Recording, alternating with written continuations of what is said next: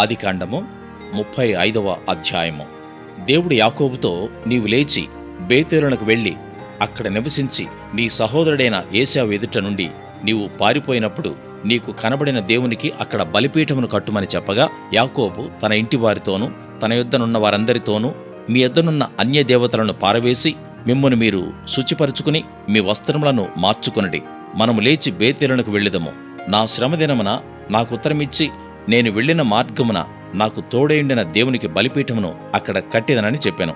వారు తమ యొద్దనున్న అన్య దేవతలన్నిటినీ తమ చెవులనున్న పోగులను యాకోబునకు అప్పగింపగా, యాకోబు షెకెము దగ్గరనున్న మస్తకి వృక్షం క్రింద వాటిని దాచిపెట్టెను. వారు ప్రయాణమై పోయినప్పుడు దేవుని భయము వారి చుట్టూన్న పట్టణముల మీద నుండెను. కనుక వారు యాకోబు కుమారులను తరమలేదు. యాకోబును అతనితోనున్న జనులందరూ కనానులో లూజుకు అనగా బేతేలునకు వచ్చిరి. అతడు తన సహోదరుని ఎదుట నుండి పారిపోయినప్పుడు దేవుడు అక్కడ అతనికి ప్రత్యక్షమాయను గనుక అక్కడ బలిపీఠమును కట్టి ఆ చోటికి ఏల్ బేతేలను పేరు పెట్టిరి. రిబ్కా దాది అయిన దెబోరా చనిపోయి బేతేలునకు దిగువనున్న సింధూర వృక్షం క్రింద పాతిపెట్టబడెను. దానికి అల్లోను బాకూత్ అను పేరు పెట్టబడెను. యాకోబు పద్దనరాము నుండి వచ్చుచుండగా దేవుడు తిరిగి అతనికి ప్రత్యక్షమై అతనిని ఆశీర్వదించెను. అప్పుడు దేవుడు అతనితో, నీ పేరు యాకోబు, ఇక మీదట నీ పేరు యాకోబు అనబడదు, నీ పేరు ఇశ్రాయేలు అని చెప్పి అతనికి ఇశ్రాయేలు అను పేరు పెట్టెను.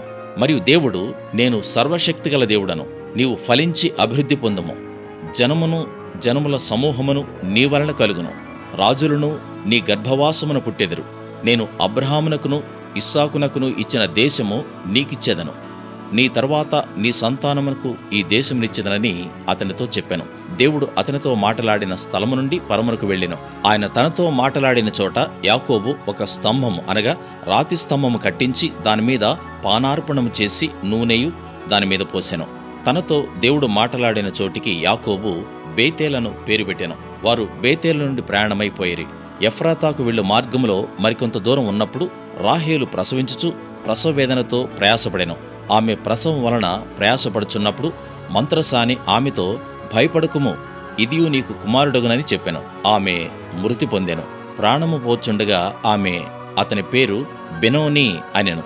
అతని తండ్రి అతనికి బెన్యామీను అను పేరు పెట్టెను. అట్లు రాహేలు మృతి పొంది బెత్లెహేమును ఎఫ్రతా మార్గమున పాతిపెట్టబడెను.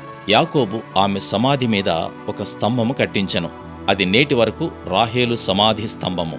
ఇశ్రాయేలు ప్రయాణమైపోయి మిగ్దల్ ఏదేరు కవతల తన గుడారము వేసెను. ఇశ్రాయేలు ఆ దేశంలో నివసించుచున్నప్పుడు రూబేను వెళ్లి తన తండ్రి ఉపపత్ని అయిన బిల్హాతో శయనించెను. ఆ సంగతి ఇశ్రాయేలునకు వినబడెను. యాకోబు కుమారులు 12. యాకోబు జ్యేష్ఠ కుమారుడగు రూబేను, షిమ్యోను, లేవి, యూదా, ఇషాఖారు, జెబూలూను వీరు లేయా కుమారులు. రాహేలు కుమారులు యోసేపు, బెన్యామీను. రాహేలు దాసి అయిన బిల్హా కుమారులు దాను, నఫ్తాలి.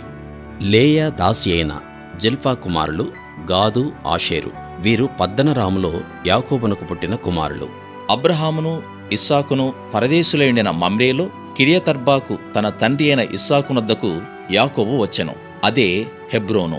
ఇస్సాకు బ్రతికిన దినములు 180 సంవత్సరములు. ఇస్సాకు కాలము నిండిన వృద్ధుడై ప్రాణం విడిచి మృతి పొంది తన పితరుల యొద్దకు చేర్చబడెను. అతని కుమారులైన ఏశావు, యాకోబులు అతని పాతిపెట్టిరి.